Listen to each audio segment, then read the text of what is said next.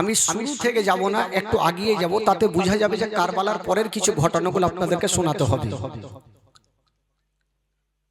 আর মা বোনদেরকে বলবো যে আপনারা মন দিয়ে একটু শুনবেন, খালা কাজে আপনারও কাজে দিবে। তো একটু আপনাদের মোহাব্বত ভালোবাসা দেখতে চাই। একবার গোটা মাজমা জোরে বলুন তো সুবহানাল্লাহ, সুবহানাল্লাহ। জোরে বলুন, দুই হাত তুলে বলুন তো সুবহানাল্লাহ, সুবহানাল্লাহ, সুবহানাল্লাহ। যে কটা আছেন একটু টাটকা হয়ে থাকবেন ভাই, ঘুমাইন না। তবে জীবনীটা শুরু হবে শেরে খোদা আলী আর হযরতে ফাতেমাতুজ জাহরার বিবাহ থেকে। তাহলে আপনারা বুঝতে পারবেন একটু ঘটনার, আমার বাংলা ভাষা সবাই বুঝবেন।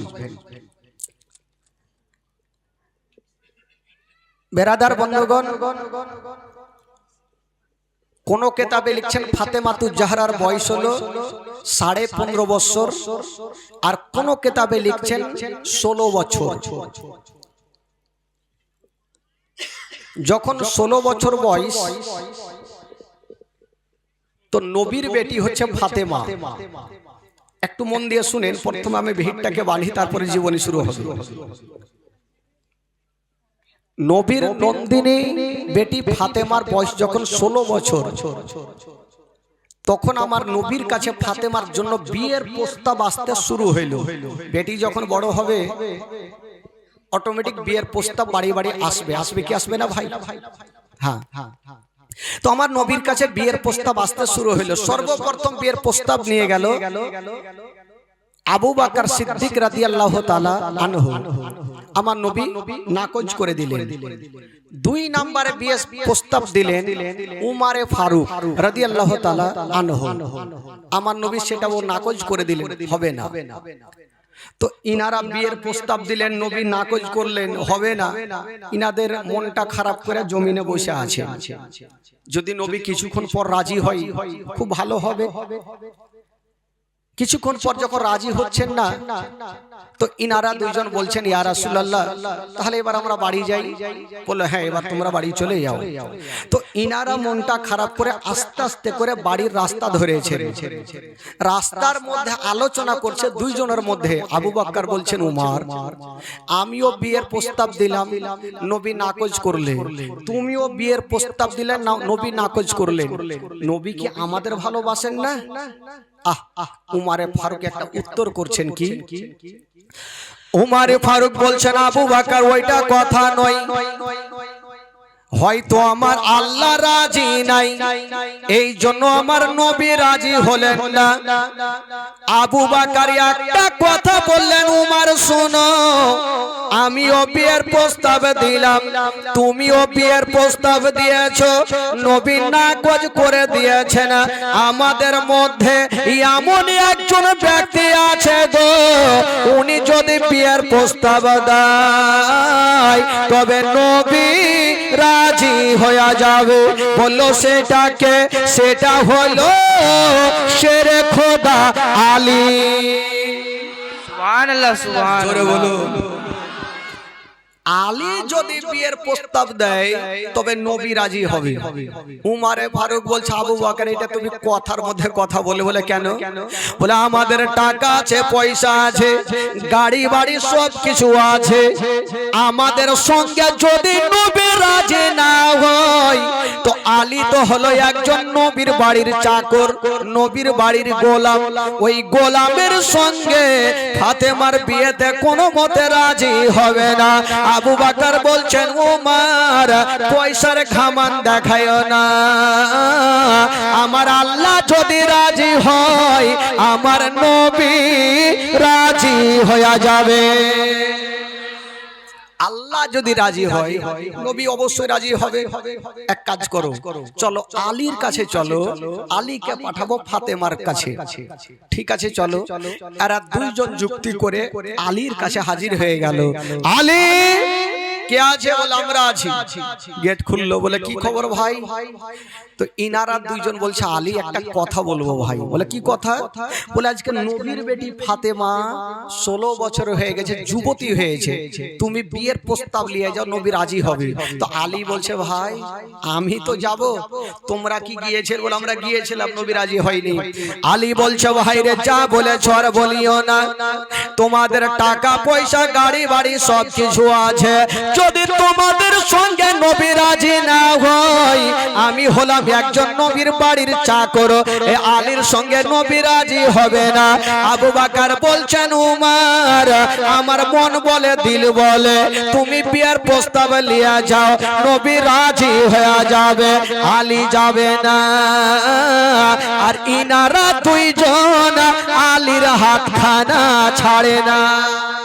ইনারা দুইজন বলছে আলী একটু যাও না ভাই, আমাদের মন বলছে তুমি নবীর বেটি ফাতেমার কাছে যাও, বিয়ের প্রস্তাব নিয়ে যাও, নবী রাজি হবে। তো ইনারা যখন ছাড়ে না, তো আলী বলছে দেখো ভাই, মজার একটা কথা বলছে, দেখো ভাই বিয়ের প্রস্তাব আমি নিয়ে যাব ঠিক, কিন্তু নবীর সামনে আমি বিয়ের কথা বলবো না। ইনারা বলছে বিয়ে করবে তুমি, তো কে বলবে? বলছে আমার তরফ থেকে তোমরাকে বলতে হবে। এরা দুইজনা পেশালে আলোচনা করছে, একে নিয়ে চল জায়গা ফাঁসিয়ে দিব।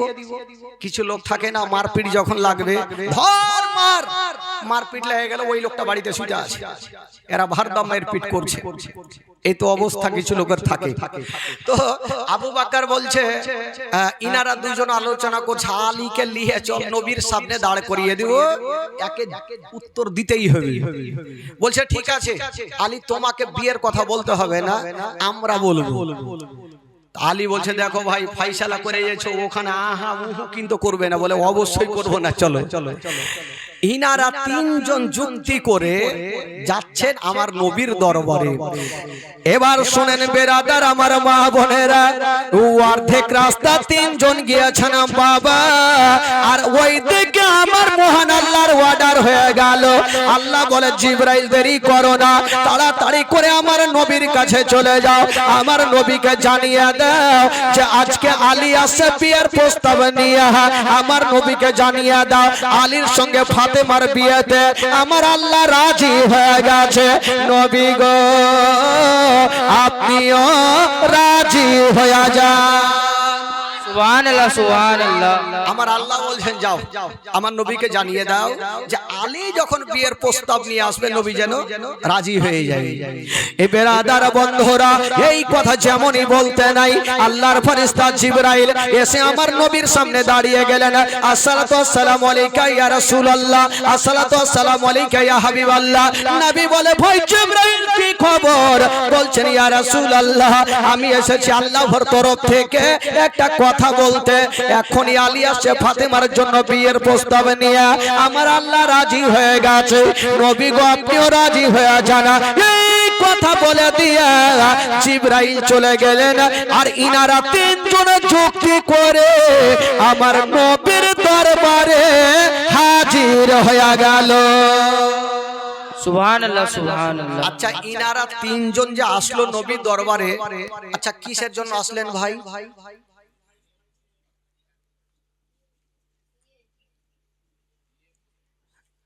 আগে মাগে ই তো মনে হয়েছে যে কবরস্থানে জীবনী করছে। একটু মুখে কথা কইবেন তাইলে না? ইনারা তিনজন যে গেল তো কিসের জন্য গেল? কার কার বিয়ের জন্য? হযরত আলী, হযরত আলীর সঙ্গে ফাতেমার বিয়ের জন্য। তো উত্তর দিবেন তাইলে তো, না হলে আমি জানবো এই কথাই বুঝতে পারেন। দেখেন আগে বলেছি ভাই যে আমি জীবনে এমন কোন পশ্চিমবঙ্গ নেই যে আমার যাওয়া নেই, কিন্তু আপনাদের এলাকায় নতুন আছি তো ভাবিয়েন না যে নতুন বক্তা কিছু হইবে ছেড়ে চলে যাও বাড়ি। হ্যাঁ আপনি মন দিয়ে শুনবেন আর একটু উত্তর আমার সঙ্গে করবেন, ভালো লাগবে, আপনাদের সঙ্গে মোহব্বত ভালো হবে। আপনি আমাকে দেখবেন, আমি আপনাকে দেখব, এটাই তো ভালোবাসা। জোরে বলুন সুবহানাল্লাহ সুবহানাল্লাহ সুবহানাল্লাহ। তো জিবরাইল গেলেন আর ইনারা তিনজন জ্ঞান নবীর দরবারে হাজির। তো আমার নবী জিজ্ঞেস করছেন আবু বকর আচ্ছা বলো কেন এসছো? আবু বকর লম্বা সুরে বলছে উহু, মানে আমি জানি না। উমারকে ডাক দিচ্ছে, উমার আচ্ছা কেন এসো বলো। উমারে ফারুক বলছে উহু, আমিও জানি না। আলীকে জিজ্ঞেস করছে, আলী বলো কেন এসো। আলী হুড়া মারছে আবু বকরকে, এই বাড়ি থেকে ফাইসালা করে এসছো, তোমরা কে বলতে হবে তো বলো। ইনারা দুইজন বলছে, আলী লিয়াসার কাজ লিয়ে এসেছি, এবার তোমার কাজে তুমি বলো। আলী ভাবলো ফাইসা গেলাম।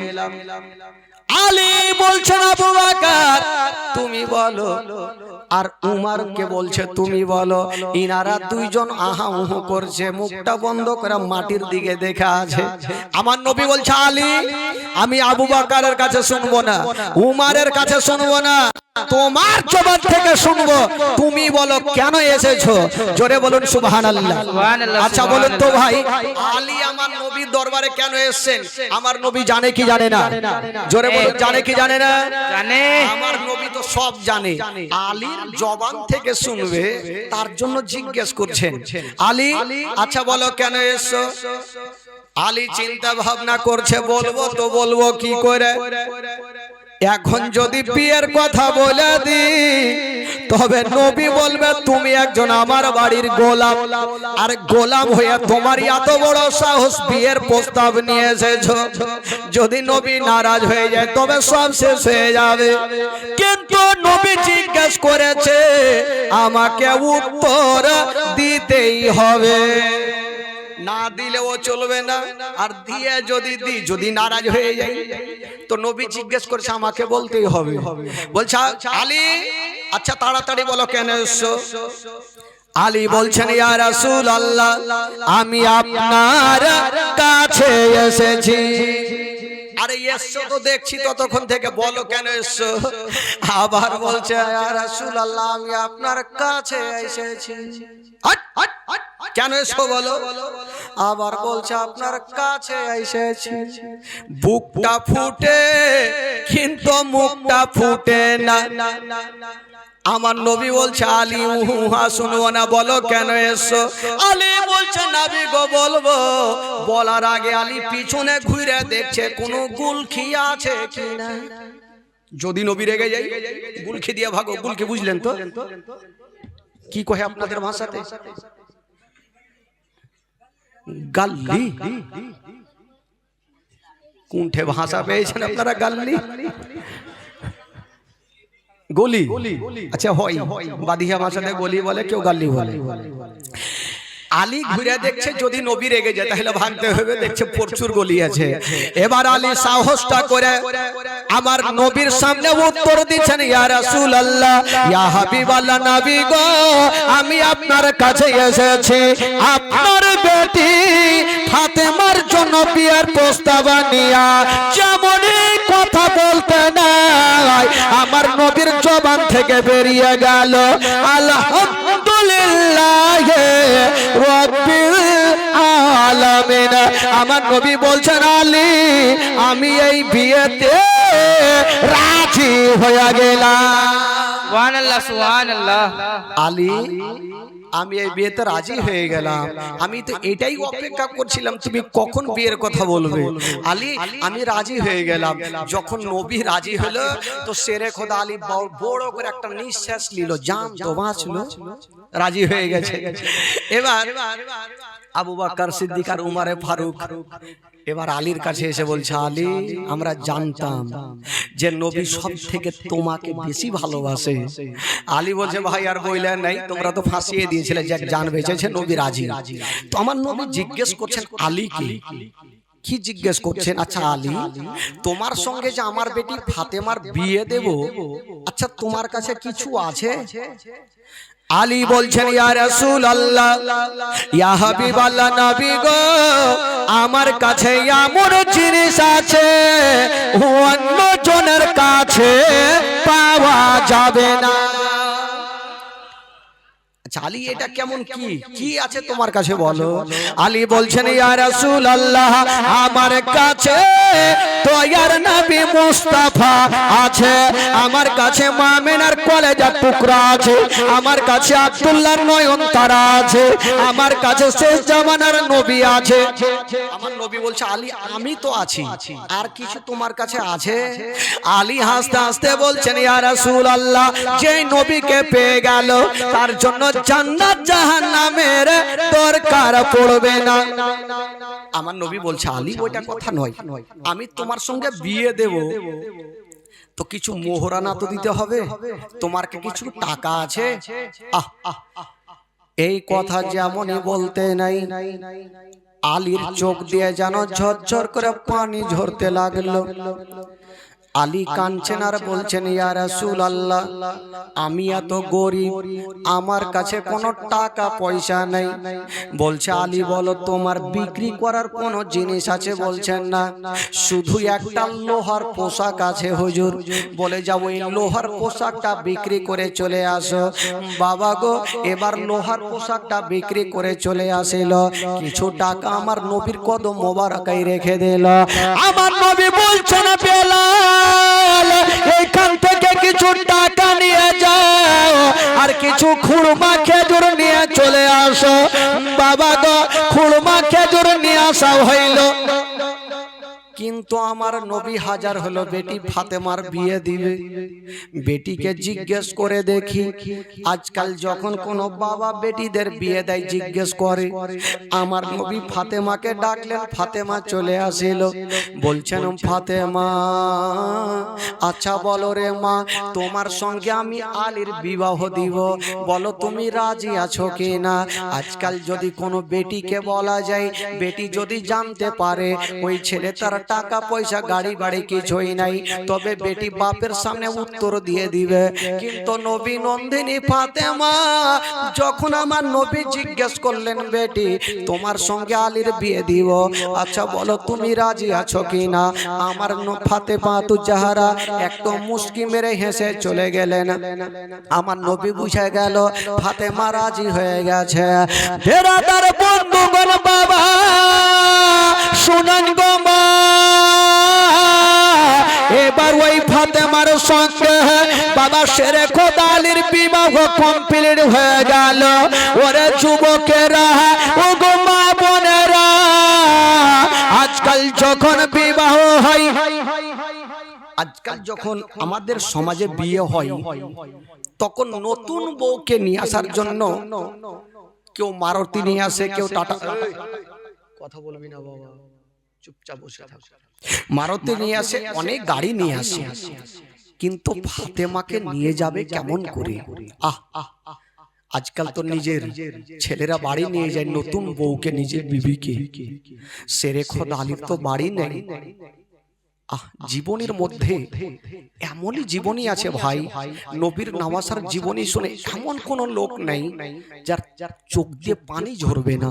তবে একটা কথা বলে দিই, আহলে বাইতের মহব্বতে কেউ যদি একটা ফোঁটা চোখের পানি ফেলে দেয়, আমার নবী খুশি হবে, আর নবী যদি খুশি হয় আমার আল্লাহ খুশি হবে, আর আল্লাহ যদি খুশি হয় আমাদের প্রত্যেকের বেড়া পার হয়ে যাবে। জোরে বলুন সুবহানাল্লাহ।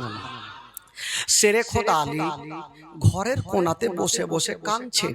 কেন জানেন? আল্লাহ গো, আজকে নবীর বেটি ফাতেমার সঙ্গে আমার বিয়ে, আমার বাড়ি নাই, ঘর নাই, আমি ফাতেমাকে কোথায় নিয়ে যাব? শেরে খোদা আলী ঝরঝর করে কাঁদতেছিল। বাবা গো, যার দুনিয়াতে কেউ নাই তার আছে মহান আল্লাহ। বাবা গো, অত ইজ্জত মানতাসা, অত জিল্ল মানতাসা, ইজ্জতের মালিক আল্লাহ, জিল্লতের মালিক আল্লাহ। আলী ঘরে কাঁদছে, আর একটা লোক এসে আমার নবীকে বলছেন, ইয়া রাসূলুল্লাহ, আপনার বেটি জামাইয়ের কোনো ঘর নাই, বাড়ি নাই। ইয়া রাসূলুল্লাহ, আল্লাহ আমাকে কয়েকখানা ঘর দিয়েছে, আপনার বেটি জামাইকে আপনি আমার বাড়িতে পাঠিয়ে দেন, কোনো ভাড়া লাগবে না। বাবা গো, আমার নবী রাজি হয়ে গেল। এবার ফাতেমাকে নিয়ে যাবে ঘরে। যেমনই নিয়ে যাবে না বাবা, ফাতেমাকে যখনই বিদায় দিবেন মা, আজকাল যখন কোনো বেটিদের বিয়ে হয়, বেটিরাকে যখন বিদায় দিবে তখন বেটিরা কত কাঁদবে। মার গলা ধরে কাঁদবে, বাপের গলা ধরে কাঁদবে, ভাইয়ের গলা ধরে কাঁদবে। যাবার সময়তে প্রত্যেকটা বেটি কাঁদে। বাবা গো, ফাতেমাকে যখন বিদায় দিচ্ছেন বাবা, ফাতেমা তো যারা হাউমাউ করে কাঁদতে লাগলো। নবী নন্দিনী ফাতেমা, নবী নন্দিনী ফাতেমা কাঁদতে লাগলো। আমার নবী বলছেন, বেটি রে, বেটি রে, আজকে তুমি শ্বশুর বাড়ি যাচ্ছ, তুমি কেন কাঁদছো মা বলো? বলছেন, আব্বা গো,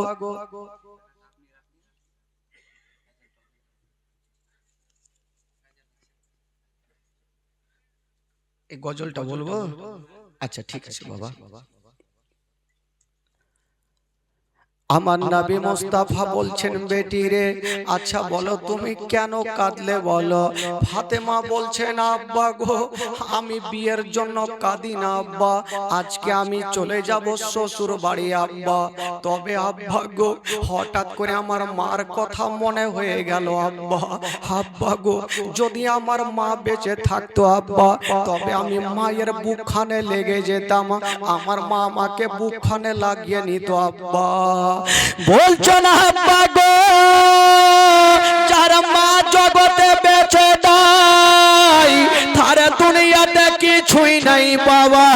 যার মা জগতে নাই তার দুনিয়াটা অন্ধকার।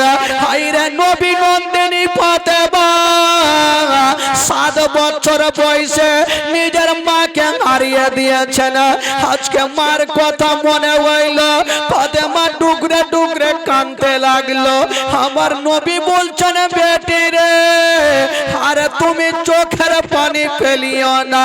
ফাতেমা বলছেন, আব্বা গো, আজকে যদি আমার মা জগতে বেঁচে থাকতো, আমাকে বুকখানে নিয়ে কত সুন্দর ভাবে আদর দিত, আদর করে বিদায় দিত আব্বা, আমার মনটা ভরে যেত। আমার নবী বলছেন, ফাতেমা, মা তুমি চোখের পানি ফেলিও না। ও বেটি ফাতেমা, আচ্ছা বলো, আমি তোমার বিয়ে দিয়েছি, মা তোমার কি আলীর সঙ্গে একটা গরিবের সঙ্গে বিয়ে দিয়েছি, তার জন্য কি তুমি কাঁদছো? ফাতেমা বলছেন, আব্বা ওটার জন্য আমি কাঁদি না আব্বা, আজকে আমার মা নেই, শুধু মার কথাটা মনে ভাসছে আব্বা। আমার নবী সান্ত্বনা দিয়ে বলছেন, বেটি রে, আজকে যে ছেলেটার সঙ্গে তোমার বিয়ে দিয়েছি মা, ওই আলীর সঙ্গে কাউরি তুলনা হবে না মা। যাও, তুমি আলীর কাছে যাও। শেরে খোদা আলী ফাতেমাকে নিয়ে যাচ্ছেন বাবা, কিন্তু ফাতেমা তু জাহারা আলীর সঙ্গে বাবা পৌঁছে গেল। তবে শুনেন বাবা, আমার নবী ফাতেমাকে 5টা মিনিট না দেখলে থাকতে পারে না বাবা গো। কেউ বলে সন্ধ্যার সময়, কেউ বলে ভোরের সময়, ফাতেমার গেটে গিয়া যেন ডাক দিচ্ছেন বাবা। যেমনই ডাক দিচ্ছেন আমার নবী, ফাতেমা ভাবছেন, আল্লাহ গো, কে আছে জানি না, এটা তো আমার বাপের গলা লাগে। তবে আমার আব্বা আমাকে 5টা মিনিট না দেখলে থাকতে পারে না, আমার আব্বা চলে এসেছে হয়তো। ফাতেমা দৌড় দিয়ে গিয়ে দরজা খুলেছেন। যেমনই দরজা খুলেছেন বাবা, হায়রে নবী নন্দিনী ফাতেমা আমার নবীর দিকে দেখছেন বাবা। আমার নবীর চোখ দিয়ে যেন ঝরঝর করে পানি। হায়রে নবী নন্দিনী ফাতেমা বাপের হাত ধরে বলছেন, আব্বা, আব্বা আপনি কাঁদছেন কেন আব্বা, আপনার কি এমন হয়ে গেল? বলছেন, বেটি রে, ওরে বেটি ফাতেমা, আমি তোমাকে 5টা মিনিট না দেখলে আমি থাকতে পারি না। বলছেন, বেটি রে, একবার তুমি আমাকে ঘরের মধ্যে নিয়ে চলো, তোমার সঙ্গে কিছু কথা আছে। নবী নন্দিনী ফাতেমা আব্বা জানকে পেয়ে খুব খুশি হইল। আজকাল যদি কোনো বেটির বাড়ি নিজের বাপ মা যায়, তবে সব থেকে বেটিরা খুশি হয়ে যায় বাপ মাকে পেয়ে। হায়রে নবী নন্দিনী ফাতেমা, মা গো, কোন ফাতেমার কথা বলছি মা? যেই ফাতেমার হাতে হবে জান্নাতি চাবি, জান্নাতি নারীদের সর্দারিনী ফাতেমা আজকে আমার নবীর হাত ধরে ঘরে নিয়ে গেল। বলছেন আব্বা কি হইল? বলছেন বেটি রে তাড়াতাড়ি করে যাও, এক লোটা পানি এনে আমাকে দাও। বাবা ফাতেমা গেল, এক লোটা পানি এনে আমার নবীকে দিল। আমার নবী পানিতে দম করে দিয়া একটা ফুঁক মেরে দিয়া বাবা গো হালকা পানি নিয়া ফাতেমার চেহারাতে ছিটা মারলেন। আলীকে ডাকা হইল, আলী চেহারাতে ছিটা মারলেন। মারার পর বলছেন আমার নবী, ওরে বেটি ফাতেমা এবার তুমি থাকো মা, আমি চললাম রে মা।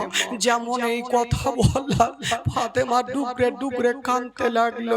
আমার নবী বলছেন বেটি রে তুমি কাঁদছো কেন বলো? বলছেন আব্বা গো আপনি আজকে চলে যাচ্ছেন না। আব্বা গো এই যাওয়াকে কেন্দ্র করে আমার চোখ দিয়ে পানি থামলো না আব্বা।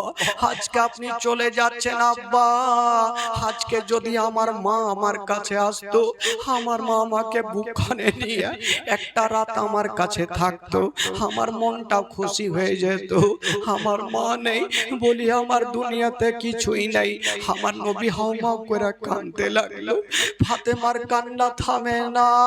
সেদিন হঠাৎ করে আমার নবী এমন একটা কথা বললেন বাবা, ফাতেমার চোখ দিয়ে পানি বন্ধ হয়ে গেল। কি কথা বলেছিলেন? আমার নবী হচ্ছে রাহমাতাল লিল আলামিন, যেই নবী মুস্তাফা বলছেন ফাতেমা রে আজকে তো তুমি 7 বছর বয়সে মাকে হারিয়েছো, তুমি আব্বাকে পেয়ে গেছো। তবে বেটি রে আমি তো 6 বছর বয়সে মাকে হারিয়েছিলাম, আমি আব্বাকে দেখতে পাইনি। ওরে বেটি ফাতেমা এই বস বস, আমি নিজের আব্বা জানকে হারিয়ে দিয়েছিলাম মায়ের গর্ভে থাকতে। 6 বছর বয়সে আমি মাকে হারিয়ে দিয়েছিলাম। যেদিন আমি মাকে হারিয়ে দিয়েছিলাম আমার সেদিন আমাকে সান্ত্বনা দেওয়ার জন্য কেউ ছিল না।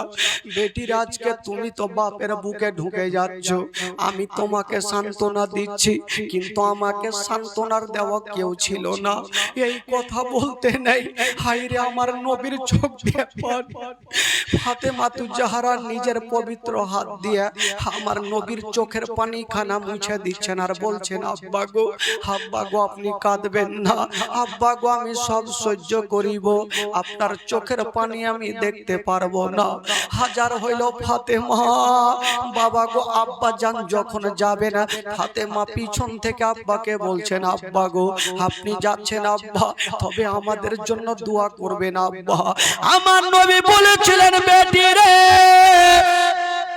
ওরে বেটি ফাতেমা তোমাকে একটা কথা বলে দিলাম মা, আজকে তোমার সঙ্গে আলীর বিয়ে দিয়েছি রে মা।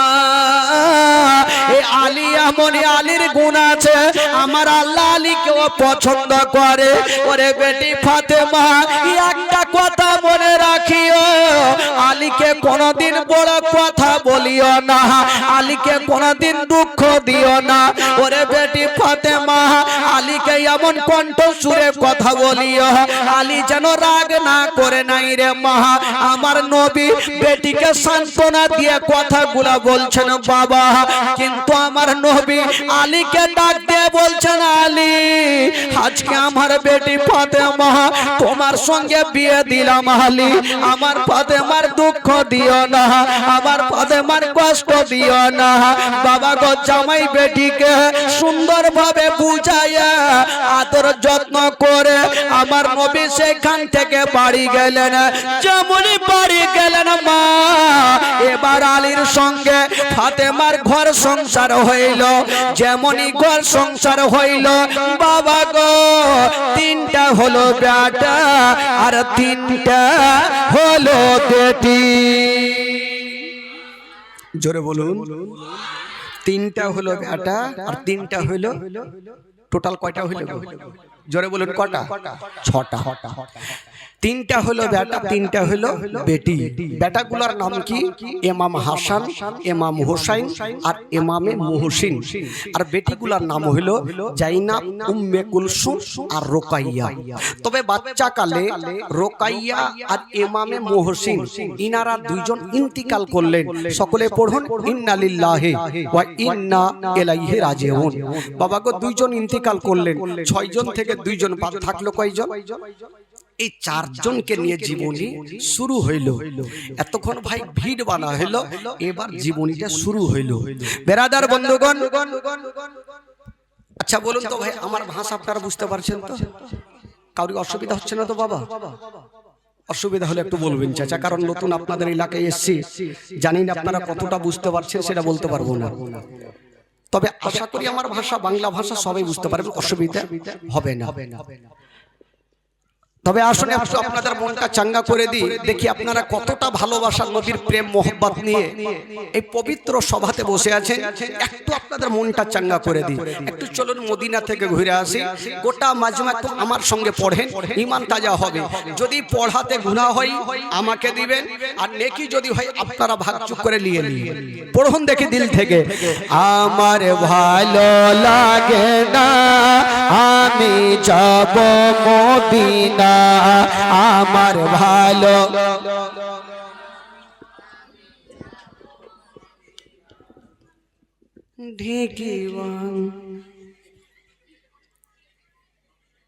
এরকম করলে কাজ হবে? চাচা কি কইছে? ই বাদ হিয়া মানুষ হুড় কে দেন না, আর কিছু হই চাহে না হই, হুড় হুড় করবে না নাকি? বাদ হিয়ারকে হুড় কি তো ফের আলাদা থাকে, মাংস খাওয়া হুড় কি? একটু দেন তো ভাই, একটু ঈমান তাজা হবে। গোটা মাজমা বলেন। আরে বলা তো আগেই বললাম, গুনাহ হইলে আমাকে দিয়েন, মারুতি ভোর বলিয়ে চলে যাবো। গোটা মাজমা বলবেন, কেউ চুপ করে থাকবেন না।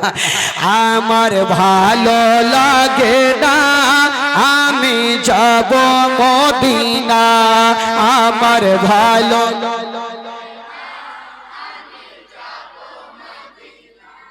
একটু হয়েছে, আর একটু ইশারা করেন, আর একটু চেষ্টা করেন, অবশ্যই হবে। বলুন, আমার ভালো লাগে না আমি, আমার ভালো লাগে না আমি মদিনাতে না গেলে মন শান্তি পাবে না, আমার ভালো লাগে না। আরো জোরে, আমার ভালো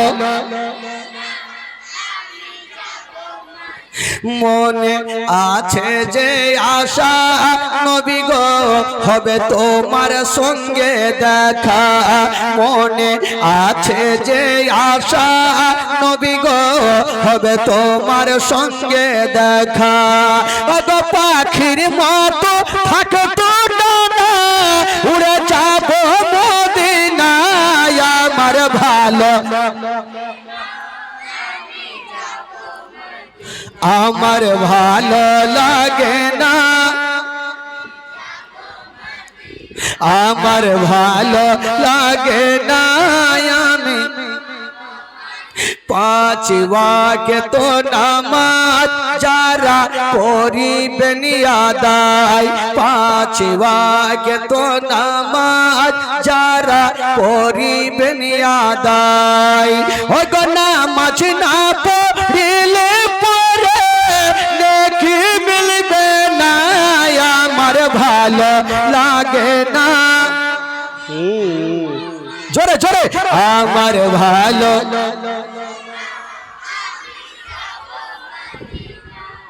এবার তো জীবনে মুখস্থ হয়ে গেল, আর বক্তাকে ডাকবে চাচা? বলে সব তো মুখস্থ হয়ে গেল, আর বক্তাকে ডাকবে না? কত টাকা দিবেন আর 2 বছর আগে থেকে প্রোগ্রাম নিবেন। যে এতক্ষণ আপনাদের স্টেজটা দেখে ভালো লাগছে ভাই, গোছা হয়ে বসে আছেন, কত সুন্দর লাগছে। কিছু কিছু জায়গা থাকে যে লোককে পাওয়া যায় আর জালসা বললেও উঠে উঠে ভাগে। এক জায়গাতে জালসা চলছে ভাই, দেখেন আপনারা ভাগিয়েন না, এক জায়গাতে জালসা চলছে, জালসা প্রচুর হারে জমেছে, চলছে চলছে, আর মিডিল থেকে একটা লোক উঠছে, মাথা তুলছে, আর মৌলানা সাহেব দেখেছে ওর মিজাজ খারাপ, রাগের মাথায় বলছে আগে মাগিয়ে ভয়ে বসে গেছে, আর ওই লোকটাই এমনিতে উঠে না, ওকে প্রচুর হারে লেগেছে পায়খানা। সব থামা যাবে ভাই, পায়খানা থামা মুশকিল আছে। 10 মিনিট পর কোন রকম থাকবে, আবার মাথা তুলছে, আবার মাওলানা দেখছে, বলে ই আবার বসে গেছে। এই লোকটা চিন্তা করলো, হায় আল্লাহ, বাড়িতে ঘুমাইতাম, কত আরামে থাকতাম, কোন মাওলানার জালসা শুনতে ইসলাম, এই পায়খানে বন্ধ করে দিলে। ই হঠাৎ করে কারেন্টটা কিন্তু চলে গেছে, অন্ধকার। ই ভাবছে এই সুযোগ ভেঙে যাবে। ই ভাইগা ভাই পাশে চলে এসে দেখছে কোন দিকে, চতুর্দিকের লোক। পাশে দেখছে 8 নম্বরের জুতা পড়ে আছে। ই জুতাতে কাম সেরে দিয়ে মিডিলে বসে গেছে। মাওলানা সাহেব বলছে যে এই লোকটা বলছে, মাওলানা সাহেব আজকে সারা রাত আমি থাকবো, ভাগবো না। ই ভাগবে গেলে ও তো ট্যাঙ্কি খালি করলেছে। আর আসলে জানেন ওই জুতাটা সাধারণ লোকের ছিল না, যে মাওলানা জালসা করছিল ওয়ারি জুতা। মাওলানা সাহেব শেষ করে জালসা শেষ করে ভাবছে রুমে যাবো, স্টেজ থেকে নেমে যেমন পা ভরেছে তো খাচাং করে উঠেছে। শীত কুণ্ঠা থেকে আইলো রে ভাই। তো ওই রকম যদি লাগে তাহলে যাবেন, এমনি ভাগিয়ে না ভাই, না হলে ফের মুশকিল হয়ে যাবে। বেরাদার বন্ধুগণ, এবার আপনাদের মনটা চাঙ্গা হয়ে গেছে। এবার শুনুন জীবনী দিকে আসুন, একবার মহব্বতে বলে দিন সুবহানাল্লাহ। আরো জোরে বলুন। আচ্ছা বলুন তো কয়টা থাকলো? ইমাম হাসান, ইমাম হুসাইন, আর ওইদিকে জাইনাব আর উম্মে কুলসুম। এই চারজনকে নিয়ে জীবনী শুরু হইল। ইমাম হাসান হুসেন আস্তে আস্তে বড় হচ্ছেন, থাকতে লাগলো, দিন যেতে লাগলো, সময় কাটতে লাগলো। তবে একটা জিনিস, আমার নবী দোনো নাতিকে এত ভালোবেসেছেন, সুবহানাল্লাহ, কোনোদিন কষ্ট দিতেন না। আমার নবী পাক বলেছিলেন যে আমার আহলে বাইতের সঙ্গে মহব্বত করলো, সে আমার সঙ্গে মহব্বত করলো, আর যে আমার সঙ্গে মহব্বত করলো সে আল্লাহর সঙ্গে মহব্বত করলো। জোরে বলুন সুবহানাল্লাহ। দোনো নাতিকে এত ভালোবেসেছেন, কোনোদিন কষ্ট দেয়নি। কেমন করে? একটা মারাত্মক ঘটনা শুনে। একদিন ইমাম হাসান হোসেন কথা বলতে লাগলো, চলতে লাগলো, ফিরতে লাগলো, বাড়িতে বাচ্চা কাচ্চা থাকতে লাগলো। একদিন দোনো ভাই সিলটে লেখা লিখেছেন। সিলট বুঝলেন তো? সিলট চাচা হ্যালো আজকাল আছে কুণ্ঠে হ্যালো হ্যালো কইছে,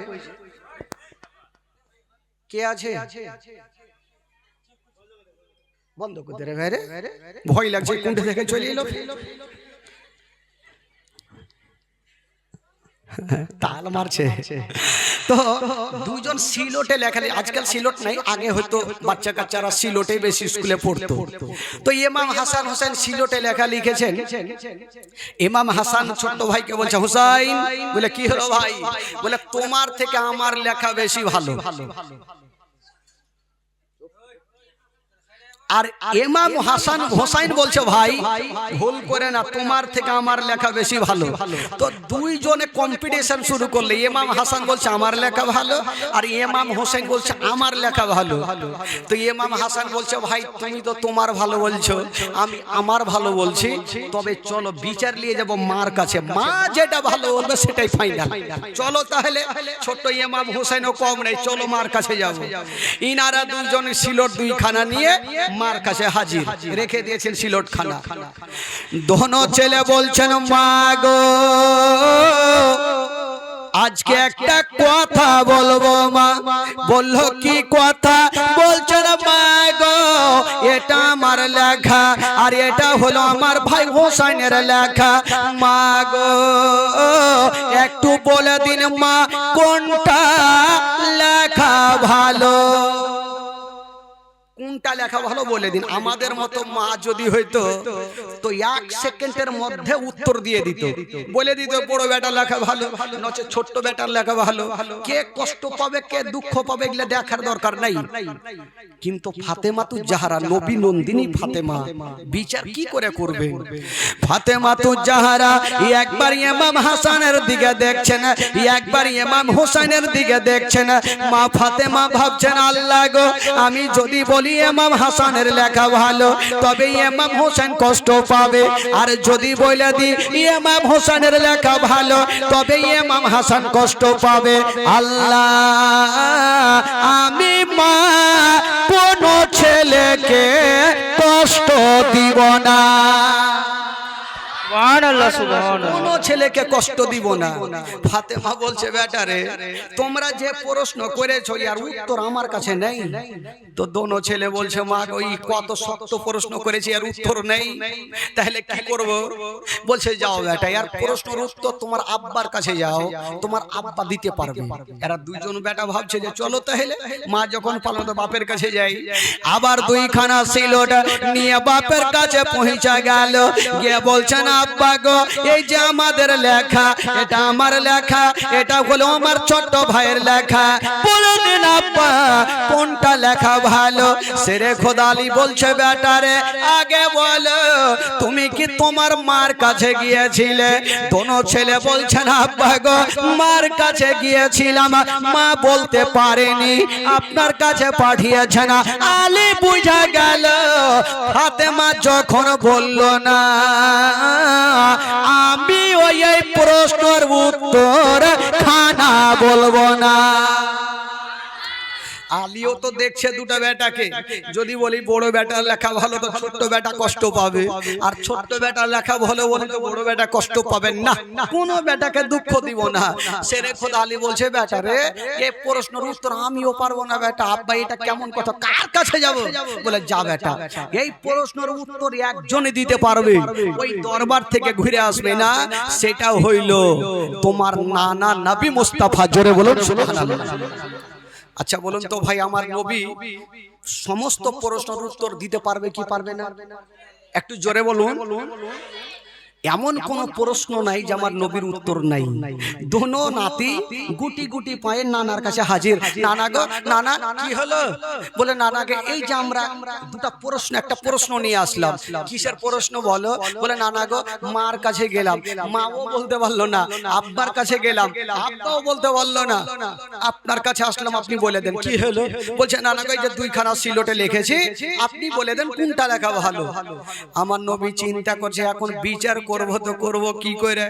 এখন যদি বলে দিই আমার বড় নাতির লেখা ভালো তবে ছোট্ট নাতি কষ্ট পাবে, আর বলি ছোট্ট নাতির লেখা ভালো তবে বড় নাতি কষ্ট পাবে, আমি উত্তর দিব কেমন করে? হায় রে আমার নবী মাথাটা নিচু করে আছেন, আমার আল্লাহর অর্ডার হয়ে গেল। আল্লাহ বলে জিবরাইল দেরি করো না, তিনটা গুলি নিয়ে চলে যাও, আমার নবীকে নিয়ে দিয়ে দাও, আর আমার নবীকে বলে দাও দুইখানা সিলট নিচে রাখবে আর তিনটা গলি ওপরে চালিয়ে দিবে, যার সিলটে দুটা পড়বে তার লেখা ভালো, আর যার সিলটে একটা পড়বে তার লেখা মন্দ। এই কথা বলে জিবরাইল তিনটা গুলি নিয়ে আমার নবী দরবারে হাজির হয়ে গেল। বলছেন ইয়া রাসূলুল্লাহ এই যে তিনটা গুলি আপনি নিন, ওপরে চালিয়ে দিন, যার সিলটে দুটা পড়বে আপনি বলে দিন ওই নাতির লেখা ভালো, যার একটা পড়বে ওই নাতির লেখা ভালো নাই। এই কথা বলে জিবরাইল চলে গেছেন। আমার নবী দোনো নাতিকে কাছে ডাকলো, নাতি তোমাদের উত্তর চলে আসো। চলে আসলো। না না উত্তর কই? বলছে আচ্ছা বলো আমার হাতে কয়টা গুলি আছে? দোনো নাতি দেখছে তিনটা আছে। বলে সিলট কয়খান? বলো দুইখান। আমি এখন ওপরে চালাবো, যার সিলটে দুটা পড়বে ওর লেখা ভালো। ইমাম হাসান বলছে ভাই হোসেন রে আমি জানি আমার সিলটে দুটা পড়বে, আর ইমাম হোসেন বলছে ভুল করে নয় আমার সিলটে দুটা পড়বে। ইনারা কম্পিটিশন শুরু করেছে না। আমার নবী পাক তিনটা গুলিকে ওপরে চালিয়ে দিয়েছেন। বাবা যেমনই চালিয়েছেন ইমাম হাসান দেখছে আর বলছে গুলি রে আমার সিলটে দুটা চলে। আর ইমাম হোসেন ওদিক থেকে বলছে আমার সিলটে দুটাই, গুলি কোন দিকে যাবে? দেখা গেল বাবা গো একটা গুলি ইমাম হাসানের সিলটে পড়েছে আর একটা গুলি ইমাম হোসেনের সিলটে পড়েছে। আচ্ছা বলুন তো ভাই কটা গুলি চালিয়েছিল? জোরে বলুন। দুটা গুলি দুটা সিলটে পড়েছে, একটা গুলি কোথায় গেল? তাকিয়ে দেখছে একটা গুলি ওপরে বান বান করে ঘুরছে, কোনো দিকে পড়ে না। ইমাম হাসান বলছে গুলি রে তোকে ঘুরতে হবে না, আমার সিলটে ইমাম হোসেন বলছে খবরদার যাবি না আমার সিলেটে। গুলিও বেচারা চিন্তা করছে কোন দিকে যাব। এখন যদি ইমাম হাসানের সিলেটে চলে যায় ইমাম হোসেন কষ্ট পাবে, আর ইমাম হোসেন যদি কষ্ট পায় নবী নারাজ হয়ে যাবে। ওই গুলি ওপরে ঘুরতেছে কোনো দিকে পড়ে না। বাবা গো আমার আল্লাহর অর্ডার হয়ে গেল, বললো যাও যাও ওইটা গুলিকে, যেই গুলিটা ঘুরতেছে ওই গুলিকে তুমি দুই খণ্ড করে দাও। বাবা গো জিবরাইল পৌঁছে গেল, যেই গুলিটা ঘুরতেছিল ওই গুলিটাকে দুই খণ্ড করে দিয়েছে না। যেমন দুই খণ্ড করা হইলো, অর্ধেকটা ইমাম হাসানের সিলেটে আর অর্ধেকটা ইমাম হোসেনের সিলেটে। আমার নবী বলছেন নাতিরা এই যে দেখে নাও দেড়খানা করে গুলি তোমাদের সিলেটে, তাতে বুঝে নাও তোমাদের দুইজনারই লেখা একই সমান। জোরে বলুন। এই জন্য তো কবি লিখেছেন বাবা, কম্পিটিশন চলছে দেখো হাতের লেখা লেখি, আরে কাহার হাতের লেখা ভালো মা বলো না দেখি। কম্পিটিশন চলছে দেখো হাতের লেখা লেখি, কাহার হাতের লেখা ভালো মা বলো না দেখি, মা বলো না দেখি। তারিখে তার ঘোষণা দুইজনে সমান, তারিখে তার ঘোষণা দুইজনে সমান। ধীরে ধীরে চলেন নবী ঈদগাহের ময়দান, দুই কাঁধেতে চেপে আছেন আমার হাসান হোসেন। ধীরে ধীরে চলেন নবী ঈদগাহের ময়দান। ও ফোরাত নদী বন্ধ করে মিটবে কি মনের আশা, আর 3 দিন কেন 7 দিন রই করে পিপাসা। ফোরাত নদী বন্ধ করে মিটবে কি মনের আশা, 3 দিন কেন 7 দিন রই করে পিপাসা, রই করে পিপাসা। কারবালাতে শহীদ হইয়া, কারবালাতে শহীদ হইয়া বাঁচাবো ঈমান। ধীরে ধীরে চলেন নবী ঈদগাহের ময়দান, ও ধীরে ধীরে চলেন নবী ঈদগাহের ময়দান। দুই কাঁধেতে চেপে আছেন আমার হাসান হোসেন।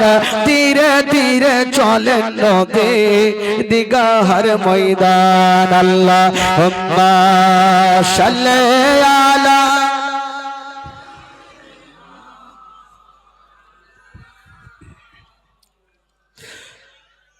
আলা আলি সাইয়্যিদিনা আলা আলি সাইয়্যিদিনা মাওলানা মুহাম্মদ সাল্লাল্লাহু তাআলা আলাইহি ওয়াসাল্লাম। একবার মোহব্বতে বলুন তো সুবহানাল্লাহ, একটু জোরে বলুন সুবহানাল্লাহ। যারা নবীকে ভালোবাসে দুই হাত তুলে বলুন তো সুবহানাল্লাহ, জোরে বলুন ইয়া রাসূলুল্লাহ। বাপরে কত টাটকা হয়ে আছেন, মাশাআল্লাহ। এরকম থাকেন ভালো লাগবে ভাই। এবার আসুন ঘটনার দিকে আসুন। আগে বললাম যখন দোনো নাতিকে আমার নবী এত ভালোবাসতেন, কোনোদিন কষ্ট দিতেন না। একদিন দোনো বেটা মা ফাতেমাতু জাহরার কাছে আছেন, বসে আছেন। মা গো একটু শুনেন খালা। মা ফাতেমাতু জাহরা জায়নামাজ নিয়ে, জায়নামাজ শুধু বিছিয়েছে, আর যেমনই বিছিয়েছেন দোনো বেটা গিয়ে জায়নামাজে বসে গেলেন। আচ্ছা বলুন তো ভাই, জায়নামাজ কিসের জন্য বিছাই গো? একটু জোরে বলুন। নামাজ পড়ার জন্য, ইবাদত করার জন্য জায়নামাজ বিছিয়েছেন, দোনো ছেলে গিয়ে বসে গেলেন। মা ফাতেমা জিজ্ঞেস করছেন, হারে বেটা এই জায়নামাজ বিছালাম খেলার জন্য না? দোনো বেটা উত্তর করছেন মাকে, মা গো আমরাও জানি এই জায়নামাজ খেলার জন্য না। হারে বেটা যখন তোরা জানিস তো কেন বসলি? বলে মা আমরা জানি এই জায়নামাজ খেলার জন্য না, এই জায়নামাজ হলো ইবাদত করার জন্য। জোরে বলুন সুবহানাল্লাহ। তো বলছে বেটা তোরা জানিস ইবাদত করার জন্য, তবে খেলার জন্য কেন বসলি?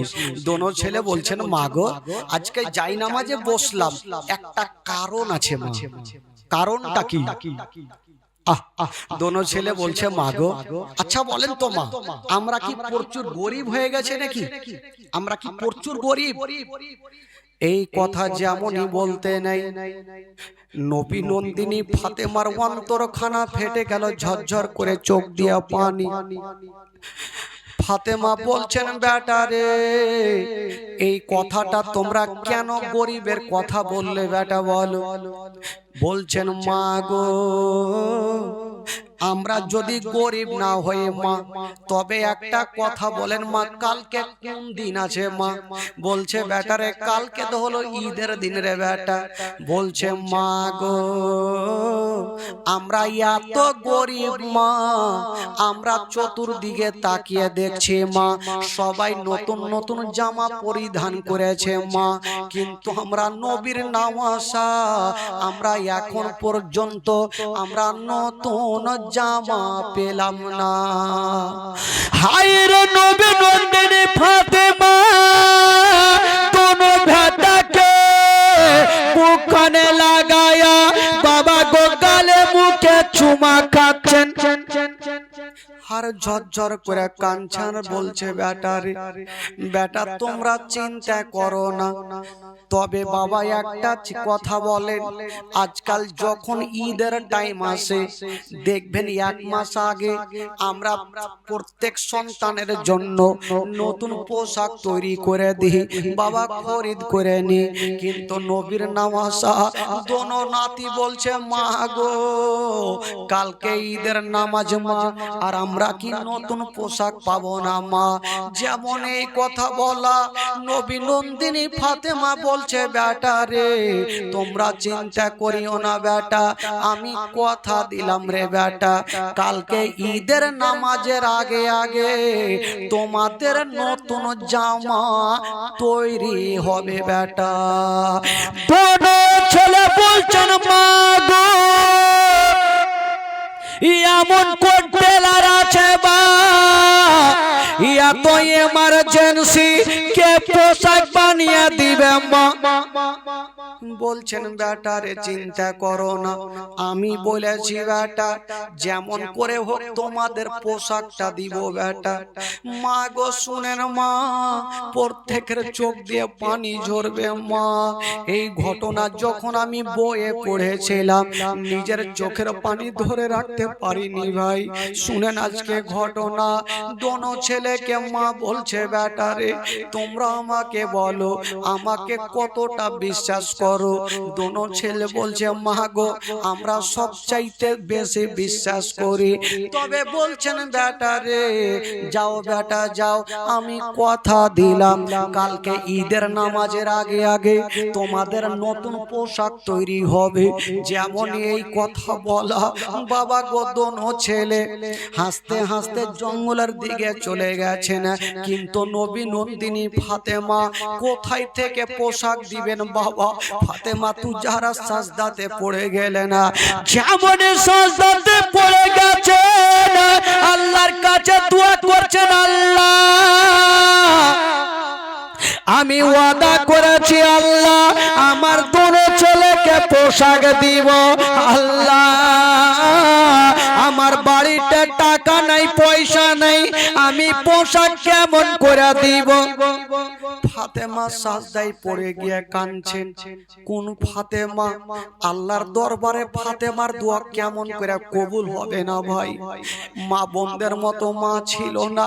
ওই ফাতেমার ইবাদত কেমন ছিল বাবা? সন্ধ্যাতে সাজদাতে যেতেন, সারা রাত পার হয়ে যেত, মা গো একটা সাজদা খতম হইতো না। ওই ফাতেমা আজকে সাজদাতে পড়ে কাঁদছেন, আল্লাহ আল্লাহ গো আল্লাহ তুমি পোশাকের ব্যবস্থা করে দাও আল্লাহ। আজকে যদি আমার দোনো ছেলেকে পোশাক দিতে না পারি আমাকে মা বলে তারা বিশ্বাস করবে না আল্লাহ। নবী নন্দিনী ফাতেমা কাঁদছে, আমার আল্লাহ দোয়া কবুল করেছে। আল্লাহ বলছে জিবরাইল তাড়াতাড়ি করে যাও, আমার হাবিবের বেটি ফাতেমা আজকে ঝরঝর করে সাজদাতে পড়ে কাঁদছে, তুমি যাও। আল্লাহ গো কোথায় যাব? বলে জান্নাত থেকে দুটা সাদা রঙের পোশাক নিয়ে এলাও আর আমার হাবিবের বেটি ফাতেমাকে দিয়ে দাও। জিবরিল আমিন ফেরেশতা জান্নাতে গেল আর দুটা সাদা রঙের পোশাক নিয়ে নবীর বেটি ফাতেমার দরজাতে এসে ডাক দিচ্ছেন, ফাতেমা তুমি দরজা খোলো। হায় রে ফাতেমা বাবা গো, সঙ্গে সঙ্গে যেমনই দরজা খুলবে জিজ্ঞেস করছে, আচ্ছা বলো কে আছো, কেন দরজা খুলবো? জিবরাইল বলছেন, আল্লাহ গো আমি পরিচয় কেমন করে দিব? পরিচয় আমার দিব না। জিবরাইল বলছে দরজা খুলো ফাতেমা, আমি অন্য কেউ নই, আমি হলাম ইমাম হাসান হোসাইনের দর্জি। জোরে বলুন সুবহানাল্লাহ। আমি হলাম ইমাম হাসান হোসেনের দর্জি। ফাতেমা ভাবছেন আল্লাহ আমি তো দর্জিকে ডাকিনি, তবে কেমন করে আসলো? যেমনই দরজা খুলেছেন দেখছেন একটা লম্বা লোক দাঁড়িয়ে আছেন, হাতে পুটলি নিয়ে। বাবা গো পুটলি খানা ফাতেমাকে দিলেন, ফাতেমা কোনো কথা বললেন না। ওই জিবরাইল চলে গেলেন, ফাতেমা দরজা লাগিয়ে দিয়েছেন। ওই ফাতেমা ভাবছে তো একবার পুটলি খানা খুলে দেখি, বিসমিল্লাহ বলে যেমনই পুটলি খানা খুলে দেখছেন বাবা পুটলির মধ্যে অন্য কিছু ছিল না, দুটা জান্নাতি সাদা রঙের পোশাক ছিল। সুবহানাল্লাহ জোরে জোরে। সুবহানাল্লাহ। দুটা জান্নাতি পোশাক ছিল বাবা গো। এবার ফাতেমা তু জাহারা দুই রাকাত শুকরানা নামাজ আদায় করলেন। আমার ছেলেদের কাছে আমি বিশ্বাস্ত হয়ে গেলাম বাবা গো। যখন সকাল হয়ে গেল এবার আমার নবী ভাবছেন আল্লাহ একবার যাই দেখি আমার নাতির জন্য আমার বেটি কোন নতুন পোশাক নিয়েছে কিনা। আমার নবী চলে আসিল, বলছেন বেটি রে আচ্ছা বলো আমার নাতিদের জন্য পোশাক কোথায়? বলছেন আব্বা গো ওই যে টেবিলে রাখা আছে দেখেন। আমার নবী পোশাকগুলা দেখছেন আর বলছেন ফাতেমা আচ্ছা বলো রে মা বলো এই পোশাকটা তুমি কোথায় পেয়েছো? বলছেন আব্বা গো জানি না একটা লোক দিয়ে গেছে। বলছেন ফাতেমা তোমাকে বলে দি রে মা এটা দুনিয়ার পোশাক নয়, এটা হলো জান্নাতি পোশাক, এটা হলো জান্নাতি পোশাক। তবে বেটি রে আচ্ছা বলো তোমাকে কেটা দিয়ে গেছে? আব্বা চিনি না। বলছো বেটি রে তুমি তাকে চিনো না কিন্তু আমি নবী তাকে চিনি আব্বাকে। বলছে বেটি রে আমি যেমন সমস্ত নবীদের সর্দার, যেই লোকটা তোমাকে পোশাক দিয়ে গেছে সেই লোকটা হলো সমস্ত ফেরেশতাদের সর্দার। সুবহানাল্লাহ সুবহানাল্লাহ। যেমন সমস্ত নবীদের কমান্ডার, যেই লোকটা তোমাকে পোশাক দিয়ে গেছে ওই লোকটা হলো সমস্ত ফেরেশতাদের কমান্ডার, তার নাম হলো জিবরাইল। ফাতেমা খুশি। দেখেন ভাই ঘটনা কোন দিকে যাচ্ছে। এবার আমার নবীকে জিজ্ঞেস করছেন ফাতেমা আব্বা আপনার নাতিকে আপনি পোশাকগুলো পরিয়ে দেন। আমার নবী বলল ঠিক আছে আমি পরিয়ে দিচ্ছি। বড় নাতিকে ডাক দিবেন এই মুহূর্তে আমার আল্লাহ জিবরাইলকে ডেকে বলছেন জিবরাইল যাও আমার নবীকে কানে কানে বলে দাও আগে জিজ্ঞেস করবে তাদের নাতিকে কোনটা রং নিবে। যদি তারা অন্য রং, এখন তো সাদা আছে, যদি তারা অন্য রং নেই আমার নবীকে বলবে এক চুল্লু পানি নিয়ে পোশাকে ছিটা মারবেন, আমি আল্লাহ রংটা পরিবর্তন করব। ঠিক কথা জিবরাইল আমার নবীর কানে কানে বলে চলে গেলেন। আর যেমনই গেলেন আমার নবী বড় নাতিকে ডাকছেন, বলছেন বলো নাতি আমার তুমি কোন রংটা পছন্দ করো? ইমাম হাসান একবার ওপর দিকে নজর করেছেন বাবা, আর নিচের দিকে নজর করে একটু চোখটা বন্ধ করে বলছেন, নানা গো, নানা গো, আমি কালো নেব না, নানা হলুদ নেব না, লাল নেব না, নানা গো, আমি সব চাইতে সবুজ রংটা পছন্দ করি। আমার নবী এক চুল্লু পানি ছিটা মারলেন, ওই সাদা জামা সবুজ হয়ে গেল। ইমাম হাসানকে পরিয়ে দিয়েছেন, ইমাম হোসেনকে ডাক দিচ্ছেন, ভাই বলো তুমি কোন রংটা পছন্দ করো। ইমাম হোসেন চোখটা বন্ধ করে খুলে বলছেন, নানা গো, আমি কালো নেব না, হলুদ নেব না, সবুজ নেব না, সাদা নেব না, নানা গো, আমি সব চাইতে লাল রংটা পছন্দ করি। আমার নবী পানি ছিটা মারলেন, লাল হইল। ইমাম হোসেনকে পরিয়ে দিয়েছেন, ইমাম হাসান সবুজ, ইমাম হোসেন কি বলে লাল। দোনো নাতি পোশাক পরে কত আনন্দ করছে ভাই বাইরে। কিন্তু বেরাদের একটা কথা বলি ভাই, আজ যদি কোনো বাপ কোনো নানা যদি নাতিদের পোশাক পরায়, ঈদের দিনে তার চোখ দিয়ে পানি ঝরবে না, খুশি করবে। নাতিদের খুশিতে নানার খুশি, বেটাদের খুশিতে মায়ের খুশি, বেটাদের খুশিতে বাপের খুশি। বাবা গো, সেদিন আমার নবী যেমন ঈদের নামাজের দিনে বাবা গো কি বলে ঈদের দিন যেমনই পোশাক পরিয়েছেন নতুন, দোনো নাতি কত আনন্দ করছে। কিন্তু আমার নবী আনন্দ করলেন না। আমার নবীর চোখ দিয়ে যেন ঝরঝর করে পানি ঝরতে লাগলো। নবী নন্দিনী ফাতেমা বলছেন, আব্বা গো, আব্বা গো, এই খুশির দিনে আপনি কেন কাঁদলেন আব্বা? আজকে আপনি খুশি হতেন আব্বা, কিন্তু কেন আপনি কাঁদতে লাগলেন আব্বা?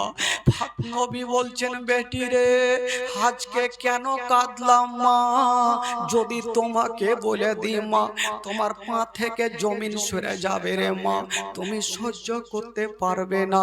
বলছেন, আব্বা গো, কেন কাঁদছেন বলুন। বলছে, বেটি আমি তোমাকে বলবো না। বলছেন, আব্বা গো, আপনার সব দুঃখের কষ্ট আমি জানি, একটু বলুন আব্বা কেন কাঁদছেন। বলছেন, বেটি রে, তবে শোনো মা, আমি কেন কাঁদছি তোমাকে বলে দিরে মা। ওরে বেটি ফাতেমা, ওই যে দেখছো মা, আমার বড় নাতিকে আজকে সবুজ রংটা পছন্দ করেছে মা। শুধু আজকে সবুজ রংটা দেখছো তা নয় রে মা, এমন একটা সময় আসবে দুশ্মনেরা আমার বড় নাতিকে বিষ পান করাবে, বিষের জ্বালাতে সমস্ত চেহারা সবুজ হয়ে যাবে। এই জন্য আমার বড় নাতি সবুজ রংটা পছন্দ করে নিয়েছে মা। যেদিন সবুজ রং হয়ে যাবে সেদিন আমার নাতি বড় নাতি শহীদ হয়ে যাবে রে মা। এই জন্য আজকে তার রংটা পছন্দ করেছে। ওরে বেটি ফাতেমা, আজকে আমার ছোট্ট নাতি লাল রংটা পছন্দ করেছে। এমন একটা সময় আসবে রে মা, দুশ্মনেরা কারবালার প্রান্তরে ৭২ খানা তীর আমার হুসাইনের সিনাতে লাগবে রে বেটি। যেই সমাতে তীর লাগবে রে মা, মারে সেদিন আমার হুসাইন শহীদ হয়ে যাবে, গোটা কারবালা রক্ত লাল লাল হয়ে যাবে বেটি রে। ওই জন্য আজকে আমার হুসাইন আজকে লাল রংটা পছন্দ করেছে রে মা। যেমন এই কথা বলতে হাইরে নবী নন্দিনী ফাতেমা ডুবরে ডুবরে কাঁদতে লাগলো, আল্লাহ গো, আমার বেটাদের এত কঠিন পরীক্ষা হবে গো আল্লাহ। ফাতেমা একদিকে কাঁদছেন, আমার নবী বলছেন, বেটি রে তুমি কান্দিও না রে মা, কান্দিও না। আমাকে জিবরাইল কানে কানে বলে গেল, আমার নবী ডাকছেন সালমাকে, ওরে সালমা, এই যে জিবরাইল আমাকে মাটি দিয়ে গেল, এই মাটিটা নিয়ে যাও আর একটা শিশির ভিতরে ভরে দাও। ওরে সালমা শোনো, যেই দিন দেখবে এই শিশির ভিতরে ওই মাটি খানা রক্ত হয়ে গেছে, সেদিন আমার হোসেন কারবালায় শহীদ হয়ে গেছে। হাইরে কোন মা যদি জানতে পারে আমার বেটা অ্যাক্সিডেন্ট হয়ে মারা যাবে, বলুন তো ওই মায়ের আগে দিলটা কেমন করবে ভাই? সন্তান যদি কষ্ট পায়